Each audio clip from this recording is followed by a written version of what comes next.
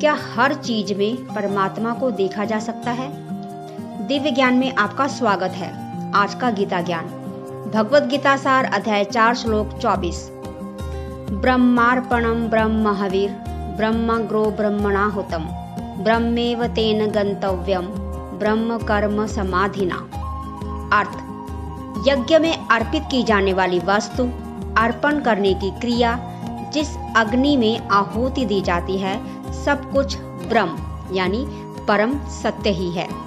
और जो योगी इस भाव से कर्म करता है वह अंततः ब्रह्मा को ही प्राप्त करता है। इस श्लोक में भगवान श्री कृष्ण एक बहुत गहरी बात समझाते हैं। सब कुछ ब्रह्म ही है। यज्ञ में जो चढ़ाया जाता है वह भी ब्रह्म है, जिसे अर्पित किया जाता है वह भी ब्रह्म है, जो अग्नि है वह भी ब्रह्म है, और जो आहुति दे रहा है वह भी ब्रह्म है। अर्थात यह पूरा संसार उसी एक परम सत्य ब्रह्म का रूप है। हम जो भी चारों तरफ देखते हैं वह उसी ब्रह्म का एक स्वरूप है। लेकिन रोजमर्रा की जिंदगी में यह समझ पाना थोड़ा कठिन लगता है, क्योंकि मन भटकता है, समय नहीं मिलता और ध्यान बाहर की चीजों में उलझा रहता है। पर इससे सच्चाई बदलती नहीं है। भगवान श्री कृष्ण हमें यही सिखा रहे हैं कि अपने हर कर्म में इस सत्य को देखने की कोशिश करें। धीरे धीरे यह समझ गहराती जाएगी कि सब कुछ उसी एक परमात्मा का विस्तार है।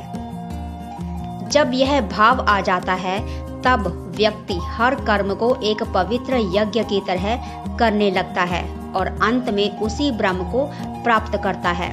मुख्य संदेश, जब हम हर चीज में परमात्मा को देखने लगते हैं तो जीवन का हर कर्म पवित्र बन जाता है। जीवन में प्रयोग, हर काम को ईश्वर का रूप मानकर करें।